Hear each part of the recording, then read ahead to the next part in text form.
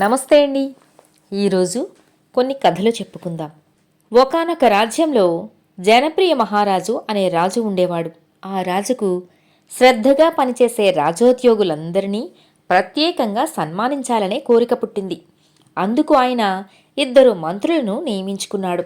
వారు విడివిడిగా ప్రతి రాజోద్యోగిని గమనించి తమ అభిప్రాయాన్ని రాజుకు తెలియజేయాలి. ఇద్దరి దృష్టిలోనూ మంచి పనివాళ్లుగా ఉన్నవారికి రాజు 1 నెల జీతం బహుమానంగా ఇవ్వాలని నిర్ణయించుకున్నాడు. 1 నెల పాటు మంత్రులిద్దరూ విడివిడిగా రాజోద్యోగులందరినీ గమనించి వారిని గురించి తమ అభిప్రాయాలు విడివిడిగానే రాజుకు సమర్పించుకున్నారు. రాజు ఆ వివరాలన్నింటినీ శ్రద్ధగా చదివాడు. రాజోద్యోగులు మొత్తం 200 మంది. గోవిందమంత్రి దృష్టిలో పనియందు శ్రద్ధగలవారు 50 మంది మాత్రమే. కానీ ఈశ్వరమంత్రి దృష్టిలో 150 మంది. ఇద్దరి దృష్టిలోనూ పని శ్రద్ధ గలవారు 5 మాత్రమే.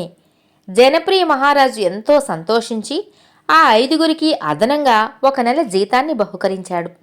ఇలా జరిగేసరికి మిగిలిన రాజోద్యోగులు ఉద్యోగుల పని శ్రద్ధను మహారాజుగారు ఏ విధంగా నిర్ణయించినది తెలుసుకోవాలని పట్టుబట్టారు.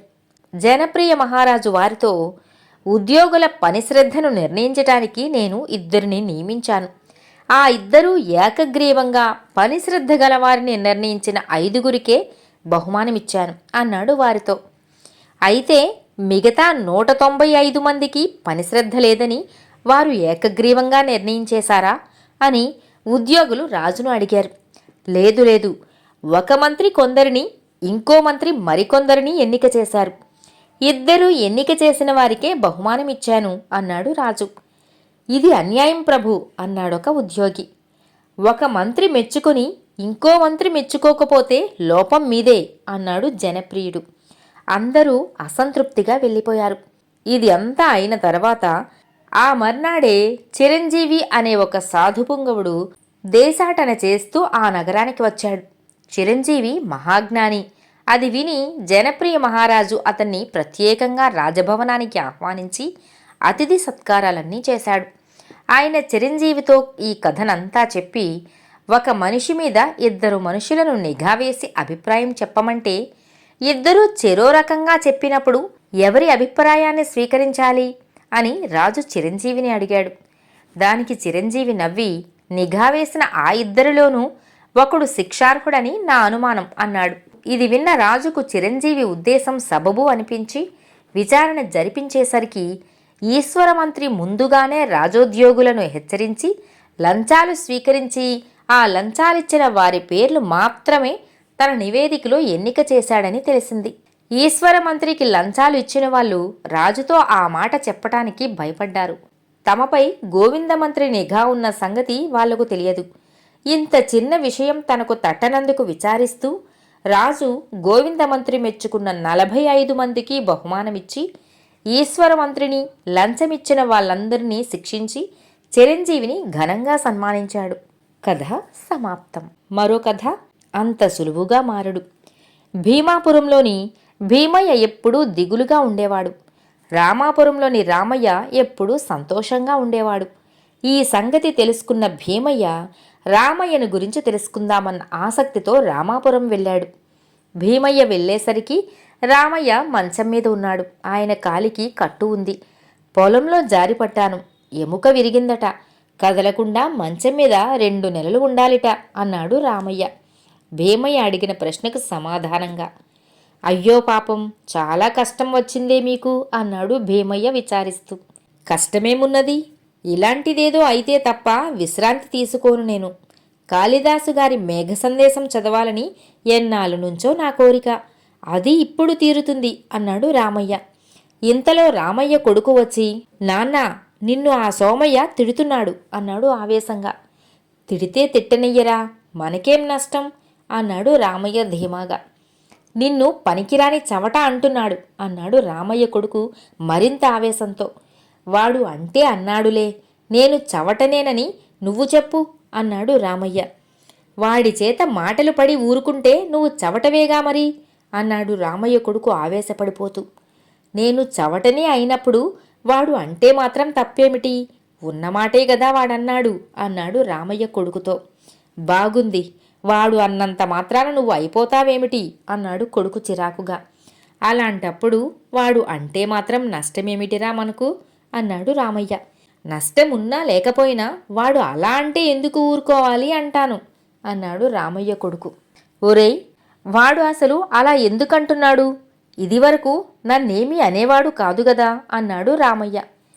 ఒకప్పుడు మనకు వాడికంటే తక్కువ పొలం ఉండేది. నువ్వు కష్టపడి ఇప్పుడు వాడికన్నా పెద్ద ఆస్తిపరుడు అయ్యావు కదా, అది వాడి ఏడుపు అన్నాడు రామయ్య కొడుకు.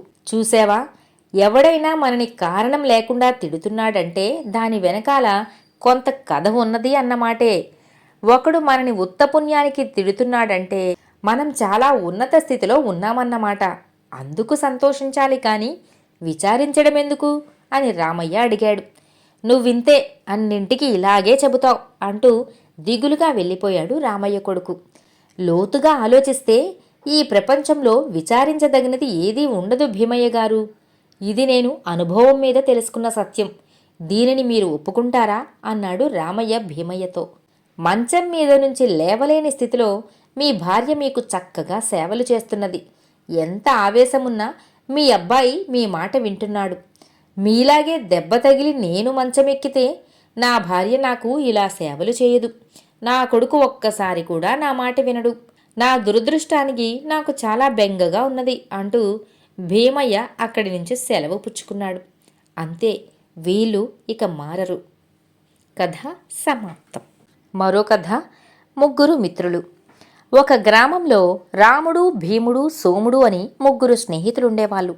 వాళ్లకు చదువు సంధ్యలు, సుఖంగా జీవించటానికి తగిన ఆస్తిపాస్తులు అన్నీ ఉన్నాయి.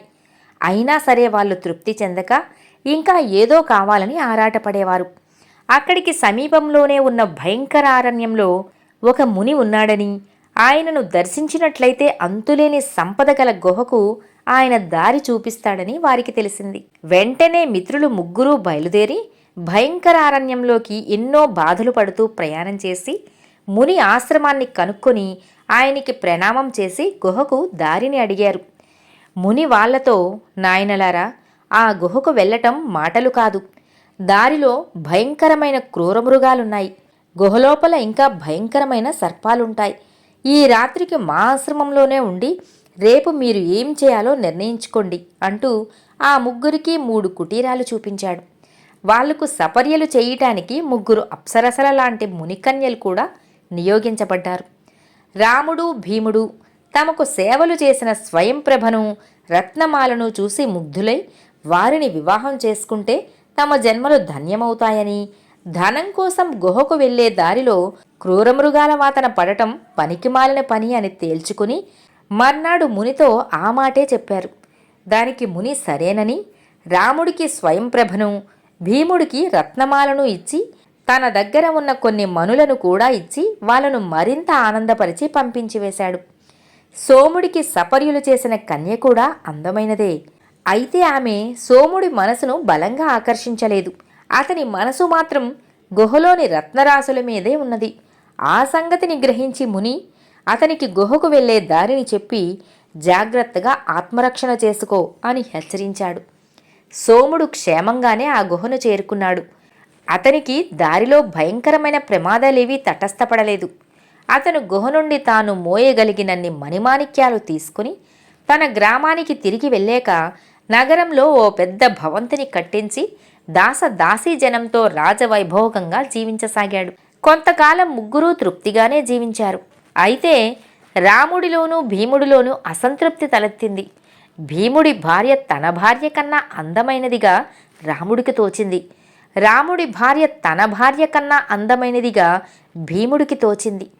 ఒకరోజు వాళ్ళిద్దరూ కలుసుకొని, మనకన్నా సోముడు చాలా అదృష్టవంతుడు, వాణ్ణి కూడా ఒకసారి చూసి వద్దాం అనుకున్నారు ఇద్దరు. వాళ్ళు వెళ్ళేసరికి సోముడి ఇల్లు రాజభవనంలా ఉన్నది. అక్కడ దాసీలు రంభను తలదన్నేలాగా ఉన్నారు. అయితే సోముడి ముఖంలో మాత్రం ఆనందం కనిపించటం లేదు. రాముడు, భీముడు 1 వారం రోజులు సోముడితో గడిపి, మేం ముని ఆశ్రమానికి పోతున్నాం, అక్కడ మాకు కొంచెం పని ఉంది అన్నారు.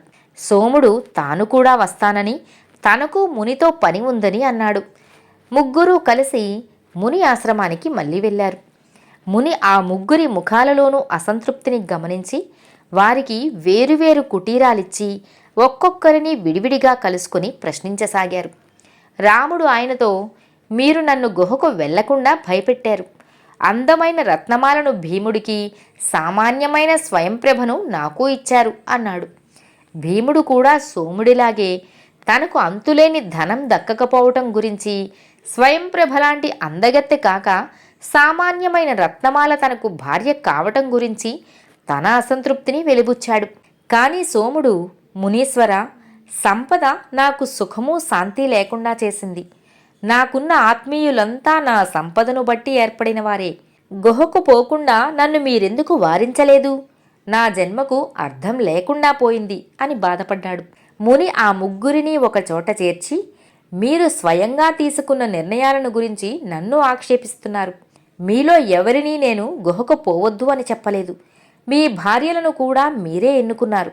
కానీ ఇప్పుడు మీకు సంతృప్తి లేదు. మీకు కావలసినది సంతృప్తే. అయితే మీకు ఉన్నదానితోనే సంతృప్తిపడి ఉండవచ్చు కదా. నాదాకా రానవసరం లేదు. ఇప్పటికైనా మించిపోయింది లేదు. మీ మనసులు మార్చుకొని ఉన్నదానితోనే సంతృప్తి పడటం నేర్చుకోండి అన్నాడు ముని. తమ భార్యలు ఇతరుల కళ్ళకు అందంగా కనిపిస్తున్నారని తెలియగానే రాముడు, భీముడు తిరిగి తమ భార్యల యొక్క అందాన్ని గ్రహించగలిగారు. సోముడు తనకు నచ్చిన యువతిని పెళ్లాడి రాజవైభోగాలకు స్వస్తి చెప్పి సామాన్యుడిలాగా ఆనందంగా జీవించసాగాడు. కథ సమాప్తం.